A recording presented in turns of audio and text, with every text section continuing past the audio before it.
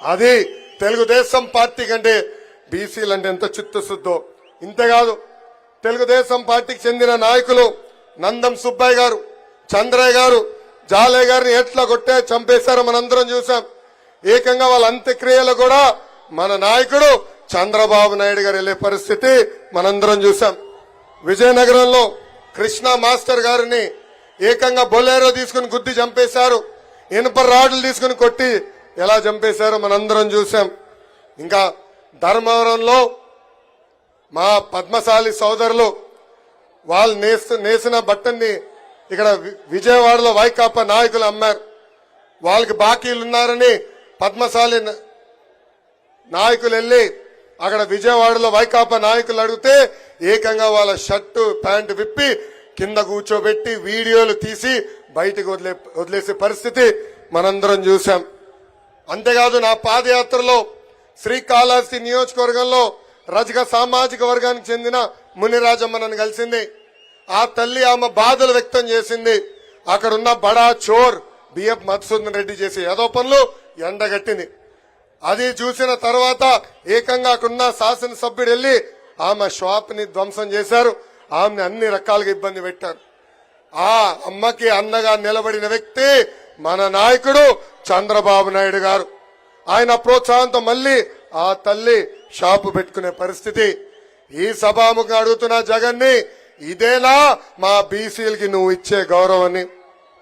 పాదయాత్రలో బీసీలు ఎదుర్కొంటున్న సమస్యలు నేరుగా నేను తెలుసుకున్నా.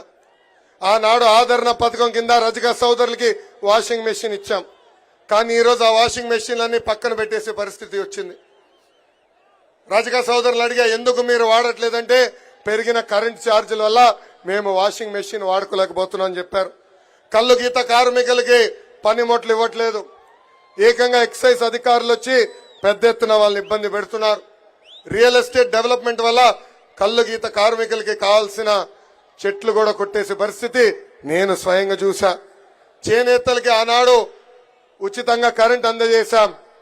సబ్సిడీ ద్వారా అనేక పరికరాలు అందజేశాం. 50% సబ్సిడీతో మగ్గాలు ఇచ్చాం. కలర్ సబ్సిడీ ఇచ్చాం. యాన్ సబ్సిడీ ఇచ్చాం. ఈ రోజు ఈ ప్రభుత్వ అధికారులకు వచ్చిన తర్వాత అవన్నీ రద్దు చేసింది. ఇంకా మా యాదవ సోదరులు కూడా ప్రోత్సహించడానికి గతంలో గొర్రెలు మేకలు పెట్టుకునే కూడా డబ్బులు ఇచ్చాం. మినీ గోకులాలు కట్టాం. ఏకంగా బంజర భూములు కూడా ఆనాడు అందజేశాం. ఈ రోజు ఈ ప్రభుత్వ అధికారంలోకి వచ్చి గోపాల మిత్రులను మెడబట్టుకుని బయటికి గెంటేసింది. వాళ్ళని కూడా అన్ని రకాలుగా ఇబ్బంది పెట్టింది ఈ ప్రభుత్వం. ఇంకా మా మత్స్యకార సోదరులకి గతంలో సబ్సిడీ ద్వారా వలలు అందజేశాం, బోట్లు ఇచ్చాం. ఏకంగా ఐస్ బాక్సులు, మోపెడ్లు కూడా అందజేశాం. ఈ ప్రభుత్వం వాళ్ళని కూడా మెడబట్టి రోడ్డు బయట గెంటేసింది.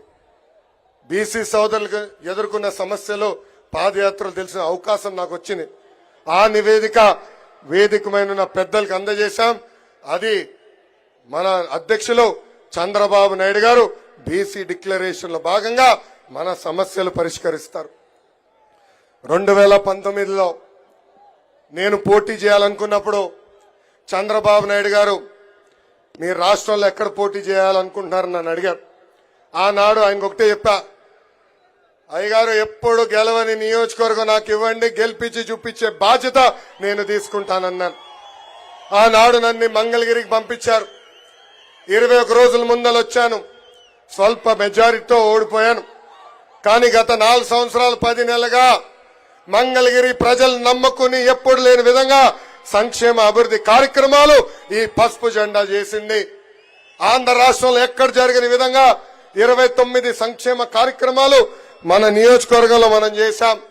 మంగళగిరి ప్రజలందరికీ నేను శిరసు వంచి పాదాభివందనం చేస్తున్నాను. నాకు మీరు అండగా నిలబడ్డారు, నన్ను మీరు ప్రోత్సహించారు. మీరు ముందరికి నడవండి, మీకు అండగా నిలబడతానని నాకు మీరు కొండంత బలం అందజేశారు. అందుకే ఈ సభాముఖంగా చంద్రబాబు నాయుడు గారు నేను కొన్ని మంగళగిరి ప్రజల తరపున కోరుతున్నా. మొదటిది, కొండపోరంబోకు ఫారెస్ట్ భూముల్లో, ఇరిగేషన్ భూముల్లో, ఎండోమెంట్ భూముల్లో, రైల్వే భూముల్లో దశాబ్దాలుగా మంగళగిరి ప్రజలు అక్కడ ఉంటున్నారు. ఇల్లు కట్టుకున్నారు. 1 తరం కాదు, 2 కాదు, 3 తరాలుగా అక్కడ ఉంటున్నారు. ఆ భూములన్నీ రెగ్యులరైజ్ చేయాల్సిన బాధ్యత మన పైన ఉంది సార్. రెండోది, మంగళగిరి నియోజకవర్గంలో ఉన్న నిరుపేద కుటుంబాల కోసం 20,000 ఇల్లు కూడా కట్టించాల్సిన బాధ్యత మన పైన ఉంది. మూడోది, పద్మశాలీలంటే చేనేతలు అనుకుంటాం, కానీ మంగళగిరి నియోజకవర్గంలో పెద్ద ఎత్తున పద్మశాలి సోదరులు స్వర్ణకారులుగా ఉన్నారు.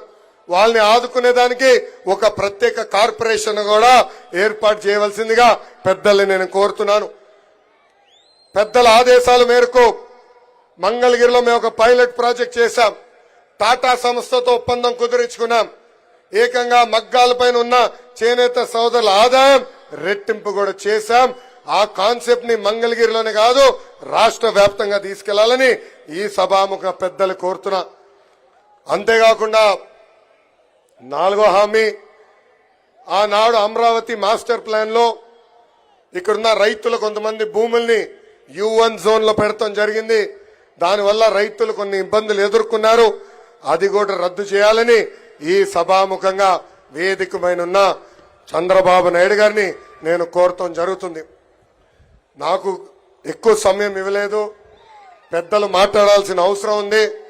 కానీ చంద్రబాబు నాయుడు గారికి, పవన్ అన్నకి ఒకటే హామీ ఇస్తున్నా, ఏ బాధ్యత అయితే నా పైన పెట్టారో, ఏ ఆస్తి అయితే నాకు మళ్ళీ మంగళగిరి అభ్యర్థిగా నాకు టికెట్ ప్రకటించారో, తప్పనిసరిగా ఏ మెజార్టీ అయితే నేను ఓడిపోయానో దాని పక్కన ఒక 0 పెట్టి 53,000 మెజార్టీతో గెలిచి ఈ సీటుని మీకు అప్పగించే బాధ్యత మేము తీసుకుంటాం.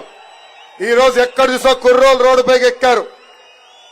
ఈ ప్రభుత్వ అధికారులకు వచ్చిన తర్వాత కార్యకర్తల పైన దొంగ కేసులు పెట్టారు, రౌడీ షీటర్లు ఓపెన్ చేశాడు, యాదవ సామాజిక వర్గానికి చెందిన మన నాయకుడిని చంపేశారు.